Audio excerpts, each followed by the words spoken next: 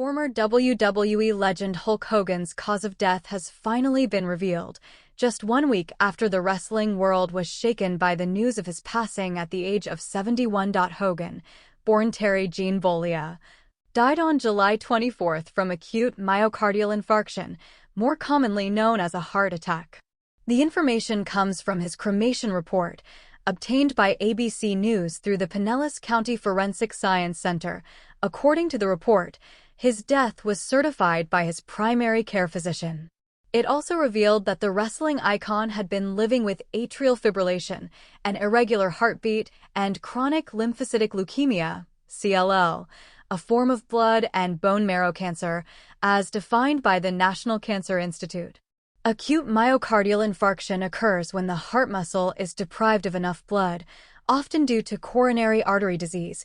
According to the CDC, following the heartbreaking news, Hogan's wife, Sky Daly, took to social media to share her grief.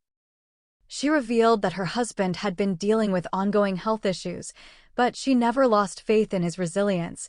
He had been dealing with some health issues, but I truly believed we would overcome them. I thought we still had more time, Daly wrote in an emotional post on July 25. This loss is sudden and impossible to process. To the world, he was a legend, but to me, he was my Terry.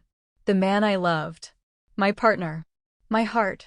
On the morning of July 24, emergency responders in Hogan's hometown of Clearwater, Florida, answered a call for cardiac arrest just before 10 a.m.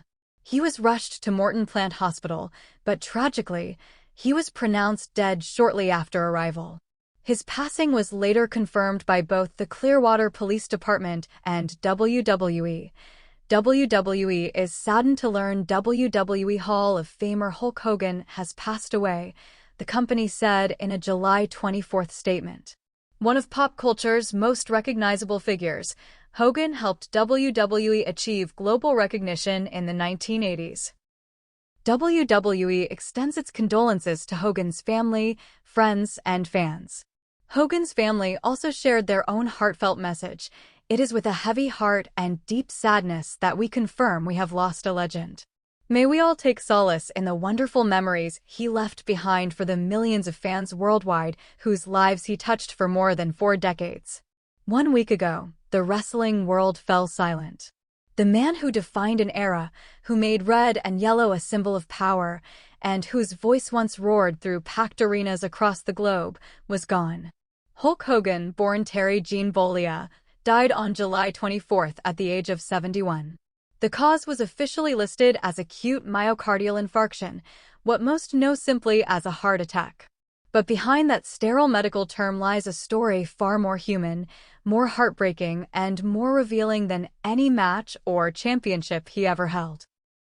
These were the final hours of one of wrestling's most iconic figures, a man whose public persona was larger than life, but whose last moments were quiet, fragile, and fought in the shadow of illness. In the days leading up to July 24, Hogan was not the unstoppable Titan fans had cheered for decades. The years had taken their toll, not only through the grueling physical demands of wrestling, which had left his body scarred and his joints worn, but through a long and private battle with health issues that few truly understood. He had been living with atrial fibrillation, an irregular heartbeat that left him vulnerable to sudden cardiac events.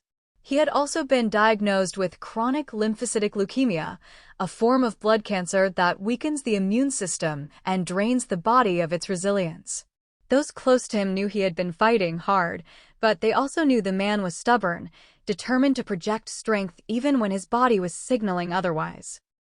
Sky Daly, Hogan's wife, had seen both sides of that fight. To the world, Hulk Hogan was still the Hulkster, the eternal showman, smiling in photos, signing autographs, and speaking with fans as if he still had all the time in the world. But in their private home in Clearwater, Florida, she saw the quiet moments of exhaustion, the pauses at the top of the stairs, the deep breaths he would take before moving from one room to the next, the way his once booming voice sometimes softened when he was tired. She later said she truly believed they would overcome his health issues. I had so much faith in his strength, she wrote in the days after his passing. I thought we still had more time. Those words now hang heavy, because no one thought the end was this close. July 24th began like any other humid Florida summer morning. The air was thick, the sky a mix of gray clouds and bright sun. Clearwater was quiet, its streets still waking up. Inside Hogan's home, Sky prepared breakfast while Terry scrolled through his phone, answering messages from friends and fans. He had been in good spirits, even joking about plans to maybe film a short video for social media that week. But behind the small talk, there were signs. He had been more fatigued than usual in recent days. His appetite was inconsistent. And that morning, there was a moment, just a glance from across the kitchen, when Sky thought his face looked a shade paler than it should have. Around mid-morning, Hogan excused himself to rest. He moved to his favorite recliner in the living room, the one by the window where sunlight streamed in across the carpet. He often sat there to watch the street outside, to wave to neighbors, or simply to sit in silence. But this time, the quiet didn't last. Sky heard a sound half cough, half gasp, and turned to see him gripping his chest. His face contorted, his breath quick and shallow. She rushed to his side, her voice trembling as she called his name. "Terry? Talk to me. What's wrong?" But he couldn't answer. His hands trembled. The phone was in her hand within seconds, dialing 911. The emergency dispatcher's voice was calm, professional. "Ma'am, what's your emergency?" Sky's words came in bursts. "My husband, chest pain, he can't breathe, please hurry."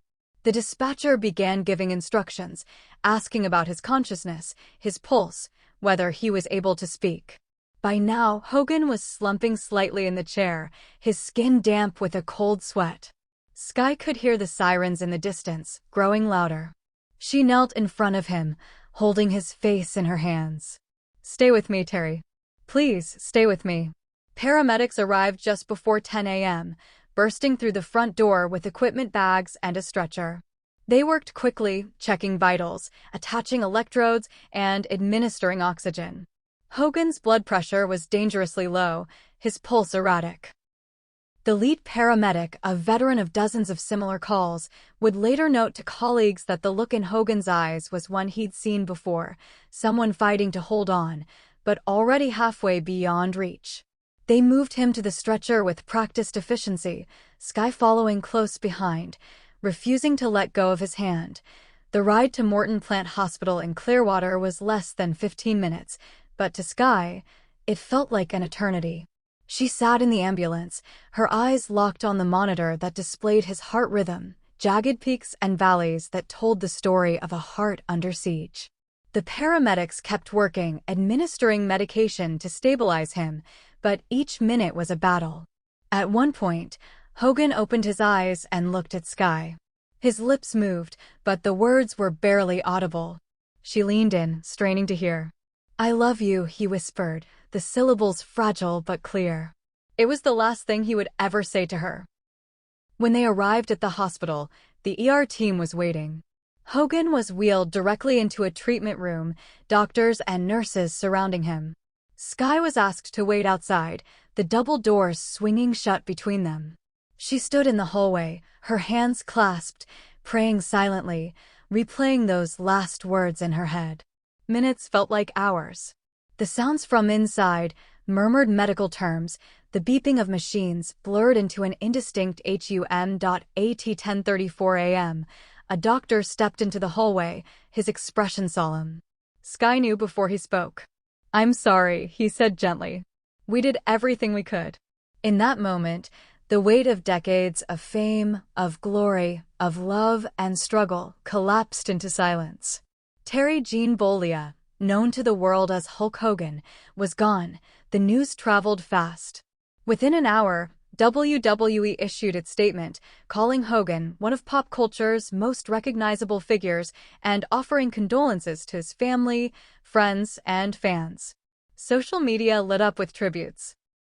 Hashtags honoring him trended worldwide. Old clips of his matches flooded timelines, body slams, leg drops, and promos that had once sent crowds into a frenzy. For millions, the realization was setting in. The man who told them to say your prayers and take your vitamins had taken his final bow. But for Sky, those first hours were not about the public. They were about the private loss, the empty chair in the living room, the silence in the house, the clothes still hanging in the closet. She returned home later that day to find a voicemail on the answering machine from a childhood friend of Hogan's. "Tell him I said hi," the friend's voice said cheerfully, not yet knowing. Skye sat down and wept, clutching the phone as if it might somehow turn back time. In the following days, more details emerged. Hogan's death certificate confirmed acute myocardial infarction as the cause, with his history of atrial fibrillation and chronic lymphocytic leukemia listed as contributing conditions. According to medical experts, it was a combination of factors: a weakened heart muscle from years of strain, irregular heartbeat rhythms that made it harder to pump blood efficiently, and the underlying cancer that had sapped his body's reserves. The heart attack was sudden, but the groundwork for it had been laid over years. Friends in the wrestling industry spoke of how Hogan had seemed more reflective in recent months. He talked often about his early days in the business, about his love for the fans, and about the toll his career had taken on him physically. Some recalled private conversations where he admitted to feeling the fragility of age. He knew he wasn't invincible anymore, one former colleague said. But he never wanted anyone to see him as weak. Those who had seen him wrestle in the 1980s and 90s remembered the sheer electricity he brought to the ring. The way the crowd would erupt when his music hit, the way he would hulk up after taking a beating, shaking his finger at his opponent before delivering the knockout blow. He was more than a performer. He was a symbol of resilience, of never giving up. That's why his final moments were so poignant, because even in the quiet of a Florida morning, his fight never really stopped. Skye's public statement on July 25th was brief, but deeply personal. "This loss is sudden and impossible to process," she wrote. "To the world, he was a legend, but to me, he was my Terry. The man I loved. My partner. My heart." Those words resonated with fans who had only ever known the larger-than-life persona. It was a reminder that behind the spotlight, there was a man, a husband, a friend, a human being who faced mortality like anyone else. By the end of that week, plans were underway for a private memorial at Hogan's Clearwater mansion. The guest list was small. Family, close friends, and a few wrestling colleagues who had been with him since the early days. There would be no cameras, no public speeches. Just stories, laughter, and tears shared among those who had truly known him. Skye wanted it that way. "He gave the world enough of himself," she told a friend. "This goodbye is ours." Yet, even as preparations for that farewell took shape, the impact of his passing rippled outward. Wrestling schools held moments of silence. WWE aired tribute packages during broadcasts. Fans gathered outside arenas with homemade signs reading, "Thank you, Hulk," and "Forever our champion." The man who had once told kids to believe in yourself had left a final lesson, one about the fragility of life and the importance of cherishing it while you can. And so, on that summer morning in Florida, the final chapter of Hulk Hogan's story was written. Not in the roar of the crowd, but in the quiet determination of a man holding on until he could say goodbye to the woman he loved. In his last breath, there was no showmanship, no scripted promo. There was only truth. And for those who knew him best, that truth will echo long after the cheers have faded. The day of Hulk Hogan's private funeral in Clearwater, Florida, began under a sky that seemed unsure of itself, patches of sunlight cutting through heavy clouds, as if nature itself couldn't decide whether to mourn or celebrate. By early morning, the long driveway to Hogan's waterfront mansion had been cordoned off, security ensuring that the ceremony would remain exactly as Skye Daly had intended: private, intimate, away from the eyes of cameras and reporters who had spent decades following Hogan's every move. Inside the mansion, the atmosphere was hushed but charged with emotion. The walls, adorned with memorabilia from a career that had defined an era, now felt like silent witnesses to history's final bow. Championship belts rested in glass cases, posters of main events from the 80s and 90s lined the hallways, and the faint scent of Hogan's favorite cologne lingered in the air as if refusing to fade. Guests arrived in subdued clothing, their faces etched with the gravity of the day. These were not just fans or industry colleagues, They were family, lifelong friends, and a select few wrestling peers who had shared both the spotlight and the struggles that came with it. Sky greeted each person personally, her composure remarkable given the week she had endured. She clutched a folded piece of paper in her hand, the eulogy she had rewritten at least a dozen times in the days since Hogan's death. She had wanted to speak from the heart, but the enormity of summarizing a life so monumental had kept her up late at night, editing, rephrasing, crying quietly when the words felt inadequate. In the center of the main living room, Hogan's urn sat on a table draped with red and yellow cloth, his signature colors. Beside it lay his iconic bandana and a pair of his wrestling boots, worn, scuffed, but polished for the occasion. A framed photograph of Hogan smiling and holding up the WWE Championship from WrestleMania 3 stood behind the urn, the moment frozen in time when he had slammed Andre the Giant before an audience of millions. Now, the crowd was gone, replaced by a circle of loved ones whose cheers had always been quieter but no less important. The ceremony began with soft instrumental music, an acoustic version of Real American, Hogan's famous entrance theme. The familiar notes were stripped of their bombast, instead evoking a gentle nostalgia. Guests bowed their heads as the music played, some wiping away tears, others smiling faintly at the memories it stirred. For those in the room, the song wasn't just an anthem, it was the soundtrack to a man's life, a reminder of how he had once made arenas erupt with just a point of his finger and a cupped ear to the crowd. Sky stepped forward first. She placed her hand on the urn for a brief moment before looking up at the faces gathered. Her voice trembled at first, but grew stronger as she spoke. To the world, he was Hulk Hogan, she began. A hero, a fighter, a man who told millions to say their prayers and take their vitamins. But to me, he was Terry.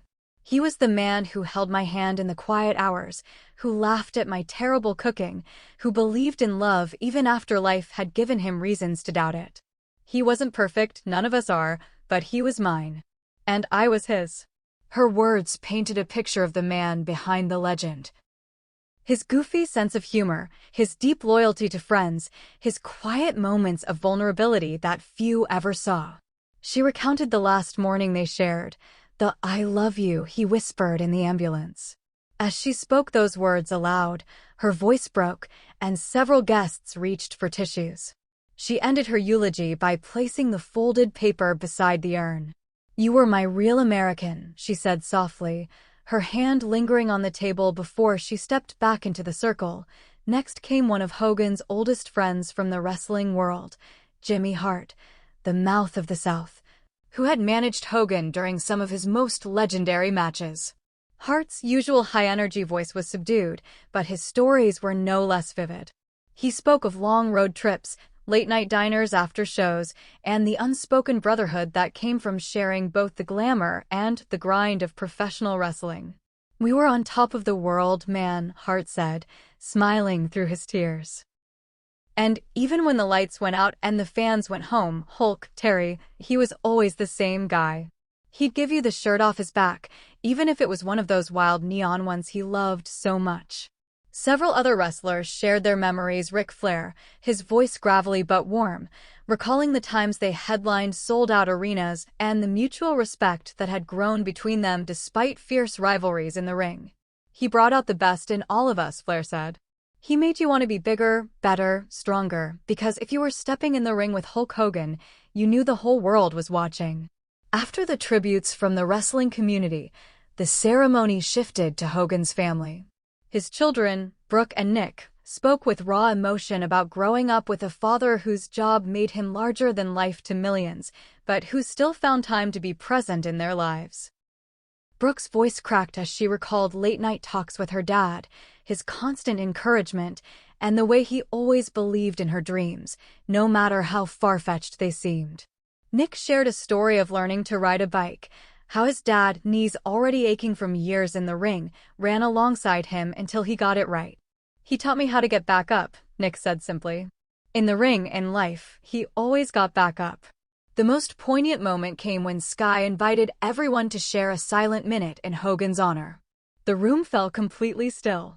Outside, The waves of Clearwater Beach could be heard faintly through the open windows, the rhythmic sound mingling with the soft hum of the air conditioning.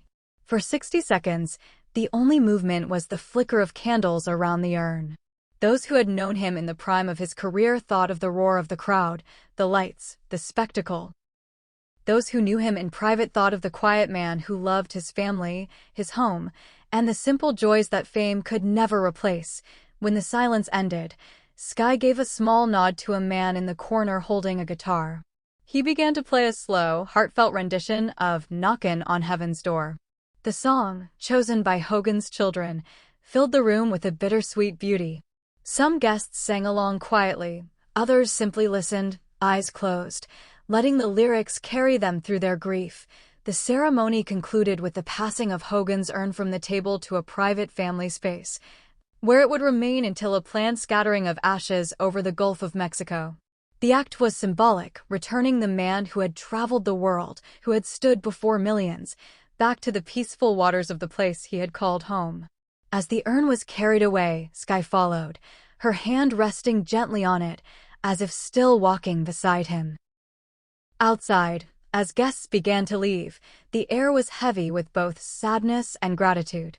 Many lingered on the front lawn, sharing quiet conversations, hugging one another, promising to keep Hogan's memory alive not just in wrestling history, but in the way they lived their lives. Ric Flair stood with Jimmy Hart near the driveway, the two old friends locked in a conversation that was part mourning, part celebration. "We were lucky to know him," Flair said, his voice thick. "Lucky to be part of his story."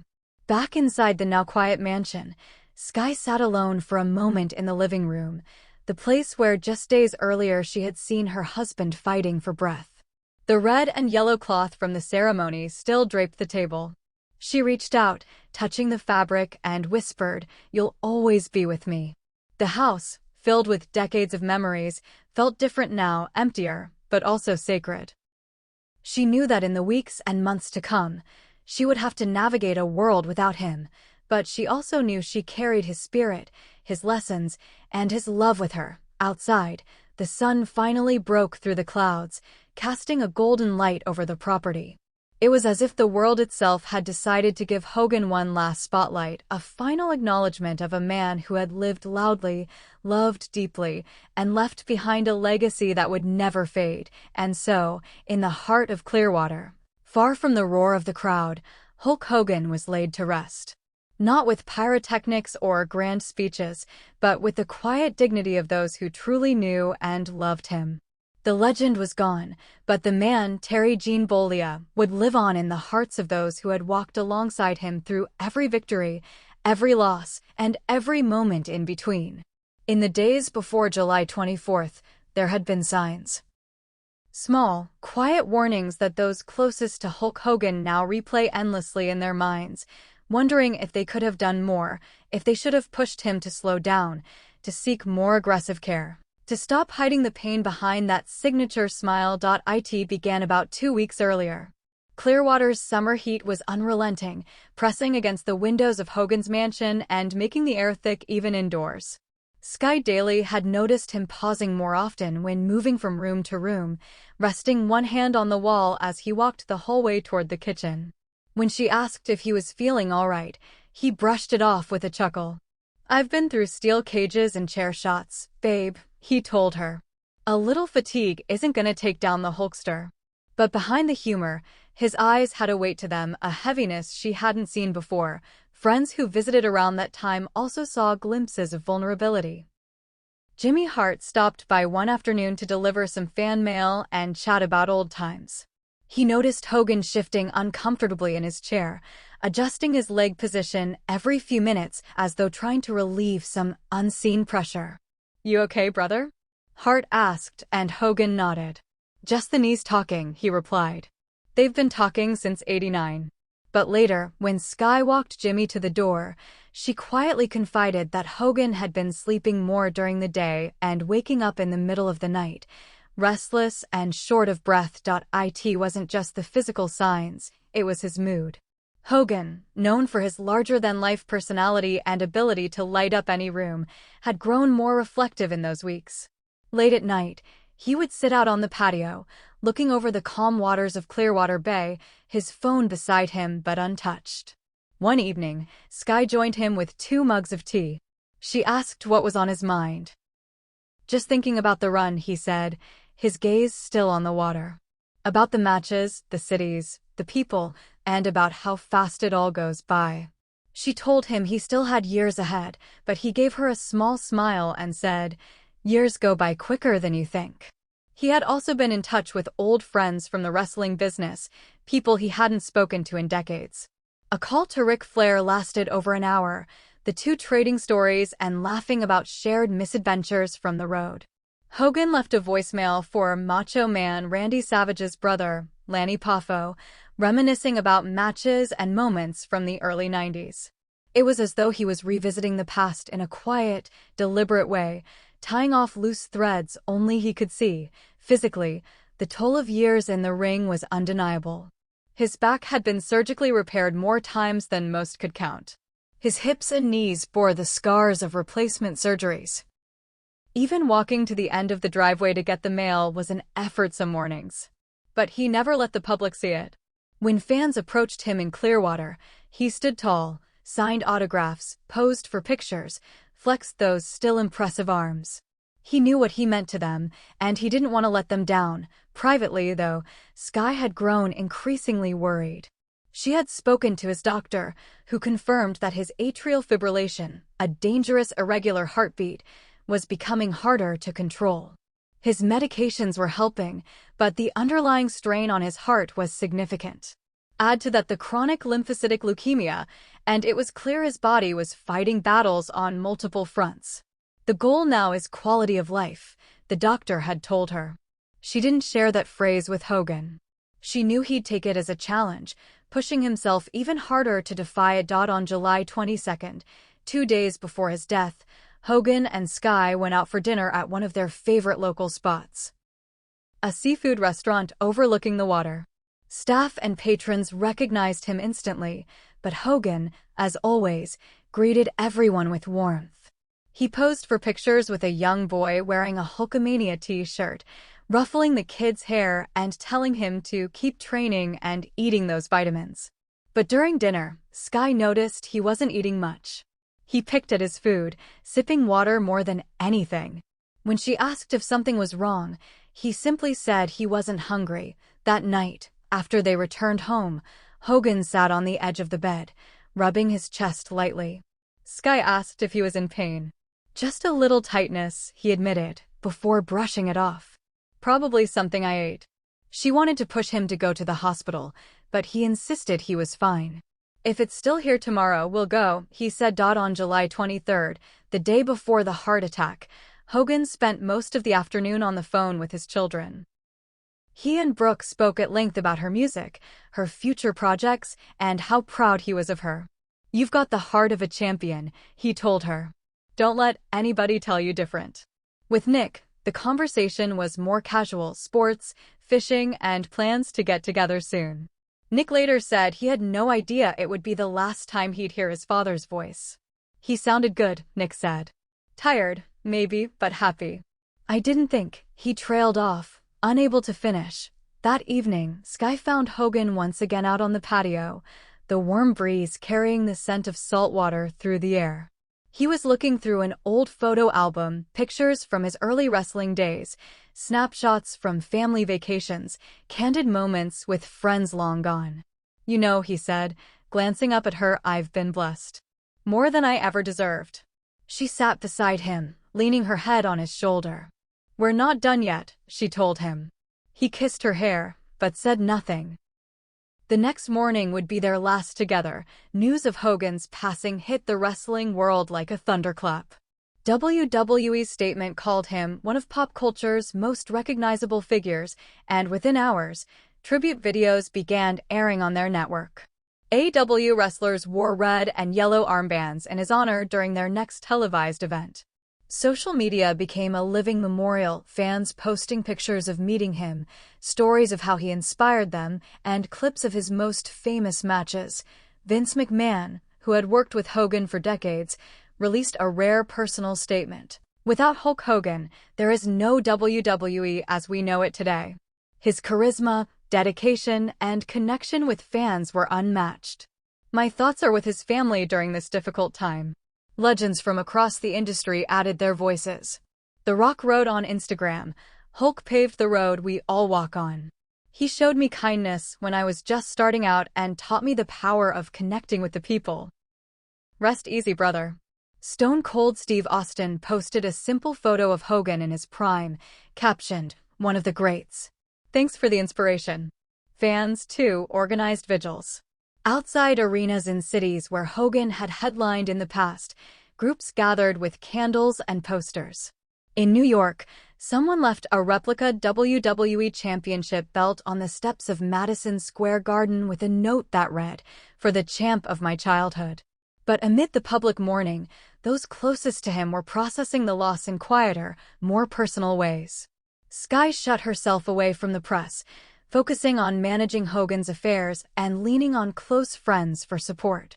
Brooke posted a heartfelt video, speaking directly to her father, "You taught me to be strong, to fight for what I believe in, and to love fiercely. I'm going to miss you every single day." Nick shared a photo of the two of them fishing, writing simply, "Rest easy, Dad."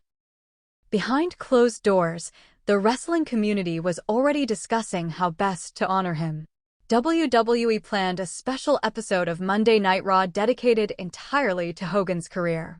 Archival footage would be played, and wrestlers from past and present would share their stories. There was talk of a statue being erected at WWE's headquarters in Stamford, Connecticut, and of renaming a community outreach program in his honor. In Clearwater, local officials began considering a public memorial service at the city's amphitheater for fans who wanted to pay their respects. It would be separate from the private ceremony, but Sky was supportive. "Terry belonged to the world too," she told a friend. "It's only right they get to say goodbye." The days following Hogan's passing were a blur of condolences, planning, and reflection. Sky found herself sitting in his office one evening, looking at the shelves lined with memorabilia. A Hall of Fame ring, framed magazine covers, and countless photos of Hogan with fans, celebrities, and fellow wrestlers. She realized that while the world would remember him for the leg drops and promos, she would remember him for the small moments, the way he brewed her coffee just right, the way he would hum to himself in the morning, the way he always signed cards with "Love Forever." Terry, even if they were only for her. That night, she opened the patio doors and stepped outside. The bay was calm, the moonlight reflecting on the water. Somewhere in the distance, she thought she could hear faint echoes, not of crowds, but of laughter, of music, of the life they had shared. And for the first time since July 24th, she allowed herself to smile. The night of the WWE tribute show felt unlike any other broadcast in the company's history. The arena was packed to capacity, but there was a different kind of energy in the air.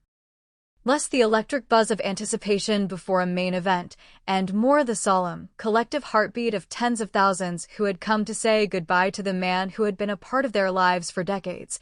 The stage was draped in black, framed by two massive LED screens that played a slow montage of Hulk Hogan's greatest moments. The deafening crowd at WrestleMania 3 as he body-slammed Andre the Giant, the infamous ear cup to the audience, sending them into a frenzy. The triumphant raising of the WWE Championship belt as the red and yellow lights flashed behind him. Each clip was met with applause, but also with tears. The sound inside the arena was a strange blend, cheers that broke halfway into choked sobs, the kind of emotion only someone like Hogan could summon. When the camera panned over the roster standing on the stage, superstars from every generation, the scope of his influence was undeniable. Legends who had faced him in the ring stood beside rookies who had grown up idolizing him. On one end stood Ric Flair, dressed sharply in black, his sunglasses unable to hide the redness in his eyes. On the other, The Rock, head bowed, clutching a microphone, preparing to speak for them all. The show opened not with pyrotechnics, but with silence. A 10-bell salute echoed through the arena, each ring reverberating like a heartbeat fading into memory. On the big screens, the image of Hogan in his prime, smiling, bandana tied, hands on his hips, remained frozen as the crowd collectively bowed their heads. When the final bell sounded, The Rock stepped forward. "Tonight," he began, his voice steady but thick with emotion, "we celebrate a man who is more than a superstar." Hulk Hogan didn't just change the business, he brought people together. He made kids believe they could be heroes, and he made grown men feel like kids again. He was my friend, my mentor, and my brother in this ring. And to everyone here, I know he was yours too. The audience erupted into chants of, "Thank you, Hogan." The chant rolled like a wave through the building, starting in the front rows and building until it seemed like the very roof would shake loose. Some fans held up homemade signs, "Hulkamania forever, we love you, brother, still our champion." The show unfolded as a living memorial. Instead of regular matches, the night was built around tribute segments. Video packages showed never-before-seen backstage footage, Hogan joking with crew members, mentoring young wrestlers, embracing fans who had traveled halfway across the world to meet him. Archival clips of his most famous promos played, his voice booming through the speakers. "What you gonna do when Hulkamania runs wild on you?" The crowd answered in unison, just as they had for decades. Vince McMahon himself made a rare on-screen appearance, his voice breaking as he spoke. There are very few people in the history of sports entertainment who can truly be called irreplaceable. Hulk Hogan was one of them. He wasn't just a performer, he was the foundation upon which modern WWE was built. And though he's gone, his legacy will never leave this ring. John Cena came out next, wearing a yellow hustle, loyalty, respect shirt over black slacks, a subtle nod to Hogan's own colors. He recounted watching Hogan as a child, imitating his moves in the living room, and later standing across from him in the ring. "I remember locking eyes with him and thinking, I'm staring at the superhero I grew up watching." That was the power of Hulk Hogan, he made you believe. And even when I beat him, I still felt like I was the lucky one just to share that moment. Toward the end of the show, the lights dimmed and a single spotlight illuminated the entrance ramp. Hogan's theme music, Real American, hit, but this time slowed down, performed live by a band with a softer, almost mournful arrangement. The Titantron displayed a final message, "In memory of Hulk Hogan, 1953 to 2024. The immortal, the icon, the man." As the crowd stood, some with tears streaming down their faces, Ric Flair and The Rock walked side by side to the ring. They stood in the center as the entire roster surrounded them, and together they raised their fingers in Hogan's iconic ear cup gesture toward all four sides of the arena. It wasn't just a goodbye, it was an acknowledgement that his voice, his presence, his spirit still echoed here. When the cameras went off and the live broadcast ended, the roster and crew stayed in the ring for nearly an hour, sharing stories and memories among themselves. Fans remained in their seats, reluctant to leave, as if walking away meant finally admitting he was gone. A week later, Hogan's closest family and friends gathered again, this time on the Gulf of Mexico, for the final act of farewell. The day was bright, the water calm, as a small private boat carried Sky Daly, Brooke, Nick, and a handful of others out past the shoreline. Hogan had always loved the water. When he wasn't in the ring or on the road, he could often be found on his boat, fishing or just drifting in the sun. Clearwater was his sanctuary, the place where he could be Terry Bollea and not Hulk Hogan. Sky had decided it was fitting that part of him remain there forever. On the deck, the urn rested on a small table, draped in a yellow cloth with red trim.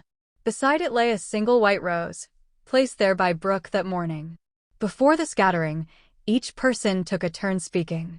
Brooke went first, her voice breaking as she looked out over the water. "Dad always told me that life is about moments, big ones, small ones, and everything in between. We had so many. And even though he's gone, those moments will never leave me. Neither will he." Nick followed, his tone quieter, but just as heartfelt. "He taught me to stand tall, no matter what. Even when the world feels like it's against you, keep standing. I'll carry that with me for the rest of my life." Sky was last. She took a deep breath, holding the urn in her hands. "To the world, you were Hulk Hogan. To me, you were my Terry." I promised you I'd be there until the end, and I am. And I'll be here long after, carrying you with me. This is home.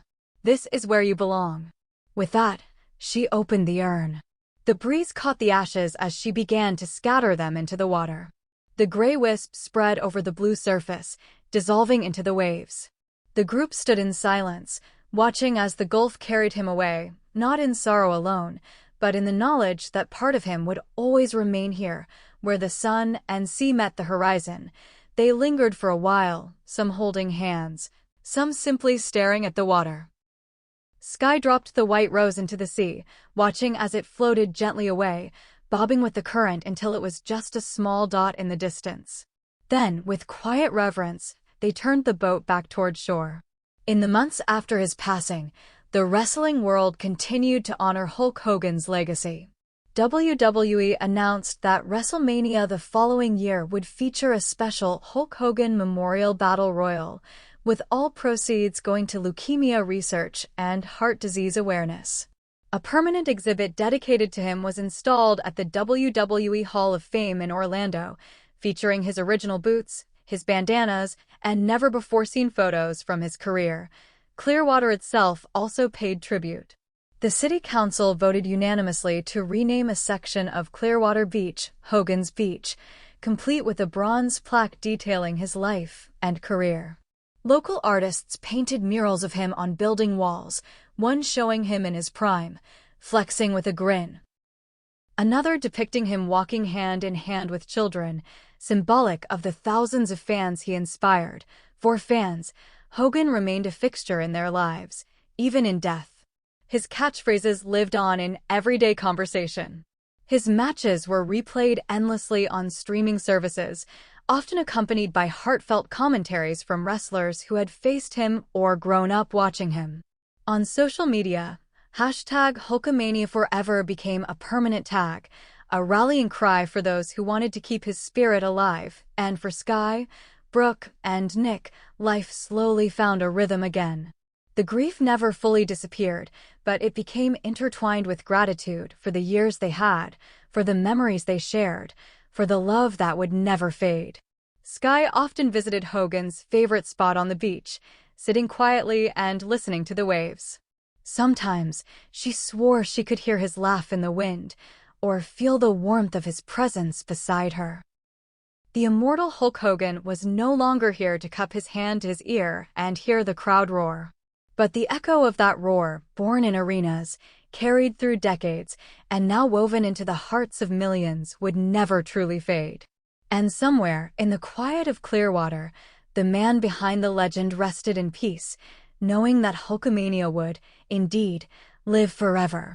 The stories began to surface slowly, first in small interviews, then in podcast episodes, and finally in tribute specials where wrestlers, managers, and old road companions let their guard down and spoke about the man they'd known away from the flashing lights. One of the earliest came from Mouth of the South Jimmy Hart.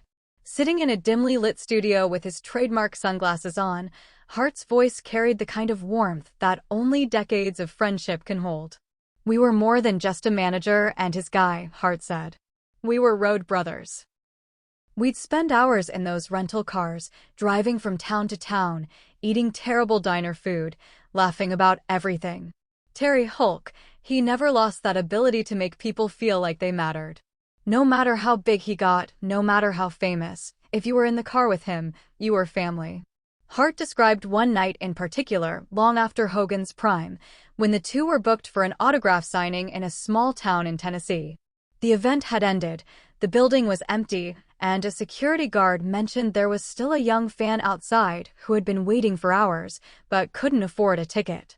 Hogan didn't hesitate. He went outside, spent 20 minutes talking with the kid, signed an old VHS tape the boy had brought, and even gave him one of his own red and yellow bandanas. "That wasn't for show," Hart said. "Nobody was filming.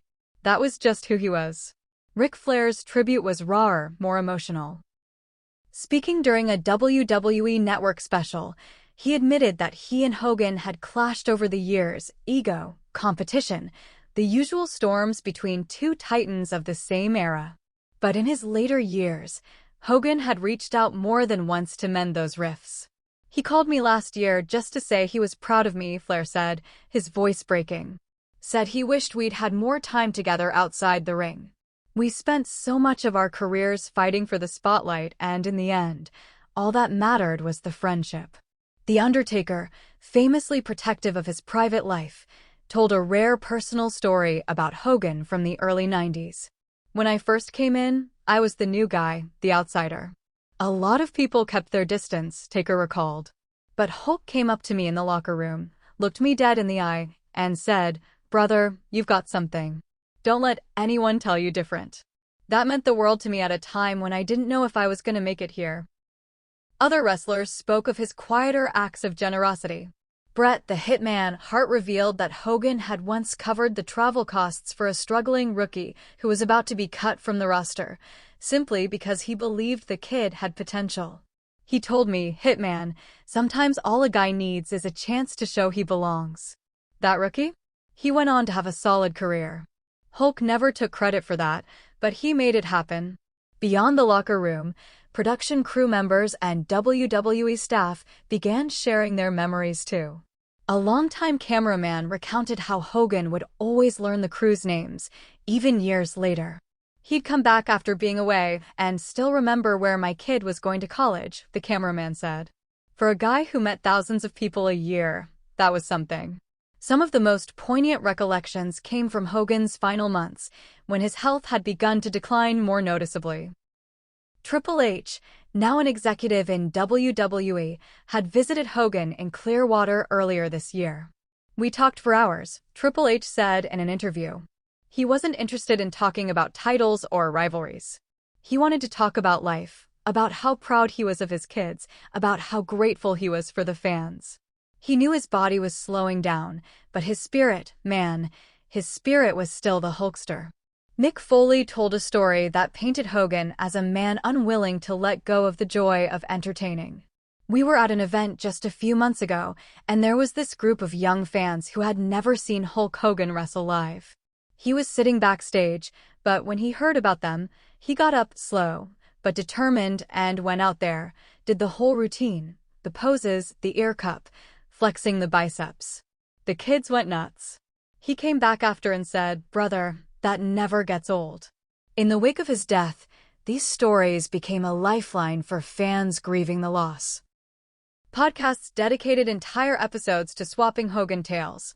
Former rivals like Randy Savage's brother Lanny Poffo and tag team partners like Brutus, the Barber, Beefcake joined roundtable discussions to remember his humor, his stubbornness, his sometimes over-the-top ego, but also his unmatched love for the business, and there were more personal glimpses, ones that had never made the dirt sheets or fan magazines. A family friend shared that Hogan would host small barbecues at his Clearwater home, inviting neighbors along with celebrities. "He was just as happy flipping burgers as he was holding the championship belt," the friend said. "Sometimes he'd be out there in his apron, telling stories about the old days, and you'd forget for a second that this was Hulk Hogan, global superstar. He was just Terry from down the street." Even the medical staff who had treated him over the years remembered his charm. A nurse from Morton Plant Hospital recalled his last stay there before the final heart attack. "He'd joke with everyone, calling us the tag team that was gonna save him," she said. He made the rounds lighter for everyone. As weeks turned to months after his passing, the legacy of Hulk Hogan settled into something even larger than his career accomplishments. WWE fans spoke of him not just as a wrestler, but as a symbol of their childhoods, of the colorful, unapologetically bold era of wrestling that made them fall in love with the spectacle in the first place. Parents who had grown up watching him were now showing his matches to their children, passing the torch of Hulkamania to a new generation. Sky Daily, still navigating the rawness of loss, began working with WWE and local charities to establish the Hulk Hogan Foundation, a nonprofit dedicated to supporting youth athletic programs, funding heart disease research, and providing assistance to retired wrestlers facing medical hardship. "It's what he would have wanted," Sky said in an interview. "To keep giving, even when he's not here." The first major fundraiser for the foundation was held in Tampa, and it was a gathering unlike any other. Wrestlers from multiple eras, Fans from around the world, and even celebrities outside the wrestling sphere came together. The highlight of the evening was a massive screen showing Hogan's most famous matches intercut with clips of him laughing, hugging fans, and enjoying his life away from the ring. When the final clip played, Hogan cupping his ear, soaking in the crowd one last time, the entire room stood in a spontaneous ovation. It was clear that even in death, Hulk Hogan was still doing what he'd always done best. Bringing people together, making them believe in something bigger than themselves, and leaving them with a smile, a tear, and a story to tell. And in the end, that's the true measure of immortality.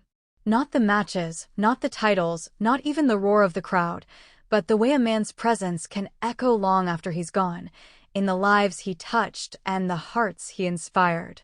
Hulk Hogan may have left the ring for good, but Hulkamania, in all its color and conviction, will run wild forever. The screen fades from black to a slow-motion shot of waves rolling onto Clearwater Beach, the early morning light casting gold across the water. In the distance, a lone seagull arcs through the sky, the sound of the ocean blending with the faint strum of an acoustic guitar. The narrator's voice enters, measured, reverent, and steeped in the weight of memory. There are lives lived in the shadows, and there are lives lived in the spotlight.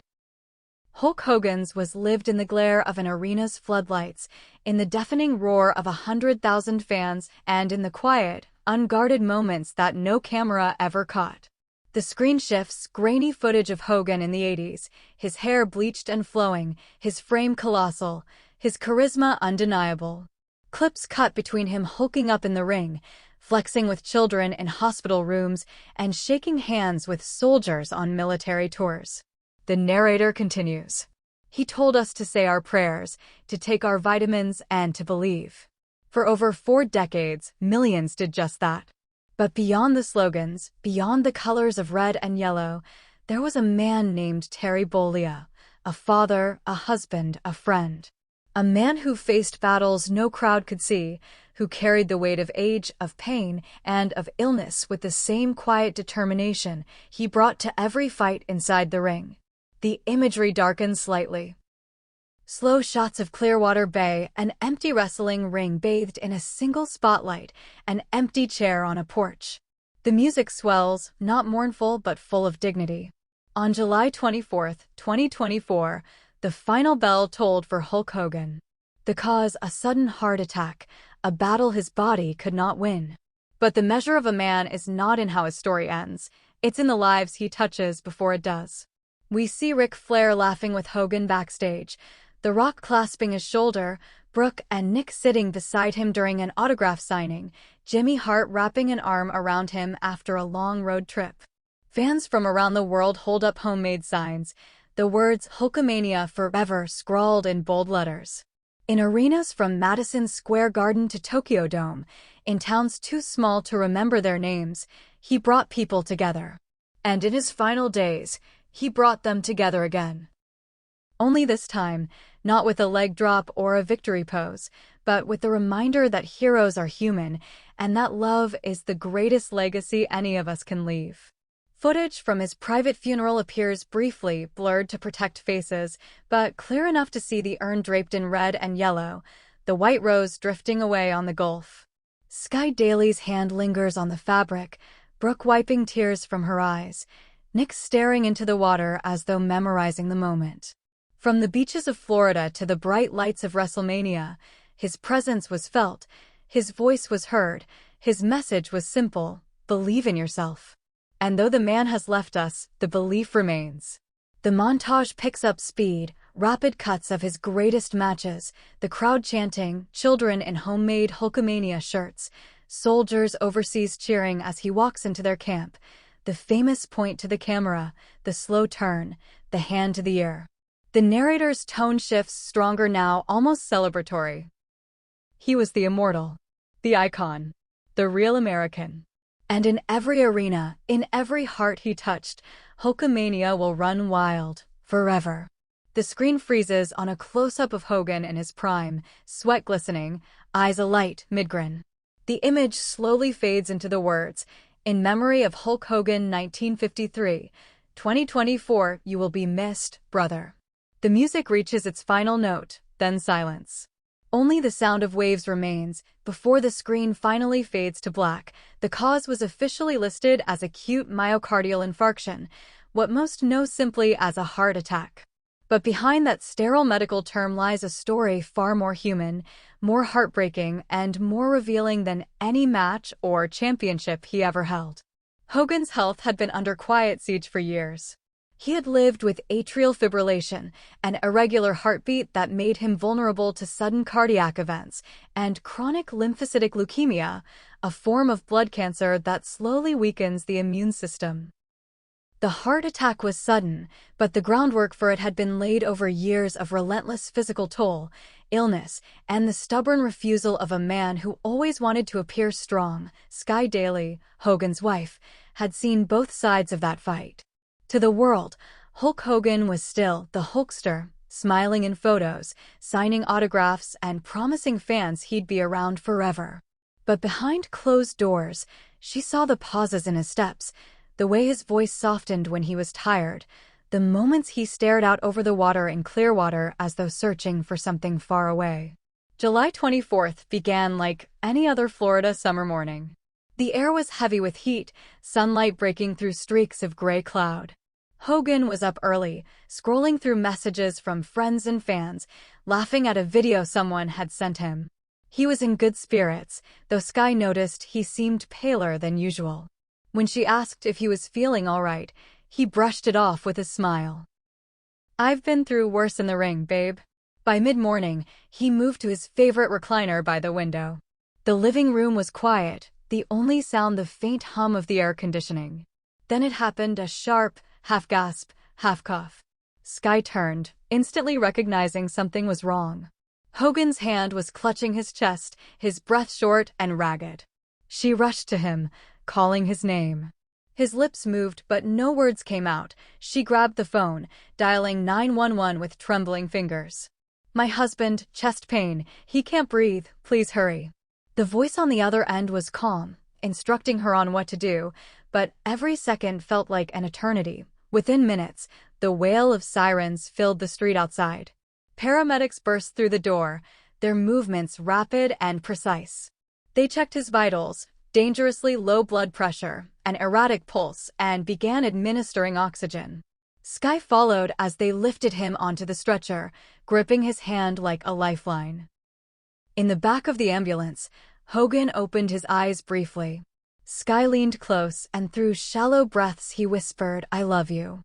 It was the last thing he ever said to her. At Morton Plant Hospital, the ER team worked urgently, but at 10:34 a.m., a doctor stepped into the hallway with the words Sky will never forget. "I'm sorry. We did everything we could." The news spread like wildfire. WWE issued a statement within the hour. One of pop culture's most recognizable figures, Hulk Hogan helped WWE achieve global recognition in the 1980s. WWE extends its condolences to Hogan's family, friends, and fans. Social media flooded with tributes, hashtags like #Hulkamania forever trending worldwide. But away from the public grief, Sky returned home to silence. She walked past the empty chair by the window, past the photos of Hogan in his prime, and into a kitchen that still smelled faintly of the breakfast they'd shared that morning. In the days that followed, more details emerged. His death certificate confirmed acute myocardial infarction as the cause, with his history of atrial fibrillation and chronic lymphocytic leukemia as contributing factors. Medical experts explained it plainly. The heart muscle hadn't been getting enough blood for years, and on that morning, it simply gave out. Friends spoke of how reflective Hogan had been in recent months. He'd made calls to old colleagues, reminiscing about matches and memories, as though tying off threads of a life lived at full speed. Jimmy Hart remembered one night when Hogan stayed behind after assigning to spend 20 minutes with a young fan who couldn't afford a ticket. Ric Flair admitted that despite their rivalries, Hogan had called him last year just to say he was proud of him. The Undertaker recalled the day Hogan told him, "Brother, you've got something, don't let anyone tell you different." July 27th, 3 days after his death, the front gates of Hogan's Clearwater mansion closed to the public. Inside, the living room was transformed into a private farewell. Hogan's urn sat on a table draped in red and yellow cloth. His iconic bandana lay beside it, his wrestling boots polished but worn from countless matches. Sky greeted each guest, family, lifelong friends, and a few wrestling peers who had been part of his journey. The ceremony began with an acoustic rendition of Real American, stripped of its bombast and transformed into something soft and nostalgic. Sky spoke first, her voice trembling but steady. To the world, he was Hulk Hogan. To me, he was Terry. He was my partner, my heart. Jimmy Hart followed with stories from the road, cheap motels, endless drives, and Hogan's unwavering kindness to fans. Ric Flair remembered the way Hogan made every match feel like the main event. Brooke and Nick spoke as children, remembering not the superstar but the dad who cheered at school plays and taught them to ride a bike. After a minute of silence, a single guitar began knocking on heaven's door. Some sang quietly, others closed their eyes, letting the music carry them through their grief. When the urn was carried to a private room, Sky's hand lingered on it, the weight of goodbye heavy in her palm. The wrestling world's public farewell came a week later, in a WWE tribute show unlike any other. The arena stood silent for the 10-bell salute, the image of Hogan in his prime frozen on the screens. The Rock called him a mentor and a brother. John Cena spoke of standing across from him in the ring and still feeling like the lucky one. Vince McMahon himself called Hogan irreplaceable. That night ended with Hogan's theme, slowed to a haunting live performance, as the roster stood in the ring, raising their hands in his signature ear cup gesture. The cameras went dark, but no one left. A week later, a small boat carried Sky, Brooke, Nick, and a few close friends into the Gulf of Mexico. The urn sat draped in yellow with red trim, a single white rose beside it. Brooke spoke of moments that would never fade, Nick of lessons that would always guide him. Sky held the urn, whispering, "To the world you were Hulk Hogan. To me, you were my Terry." The ashes fell into the water, carried by the tide into the horizon. The white rose drifted until it became a dot against the blue dot. In the months that followed, stories kept surfacing: Jimmy Hart's memory of a quiet act of kindness, Ric Flair's late-night calls, The Undertaker's early words of encouragement. WWE announced a Hulk Hogan Memorial Battle Royal. Clearwater named part of its beach after him, and murals sprang up across the city. And in one final tribute, a WWE Network documentary closed with the sound of waves and the narrator's voice. He was the immortal, the icon, the real American. And in every heart he touched, Hulkamania will run wild, forever. The screen froze on Hogan mid-grin, the words fading in. In memory of Hulk Hogan, 1953 to 2024, you will be missed, brother. When the screen faded to black that night on the WWE Network, fans at home thought the tribute was over. But in the quiet aftermath, away from the bright lights and grand speeches, the real measure of Hulk Hogan's absence began to emerge.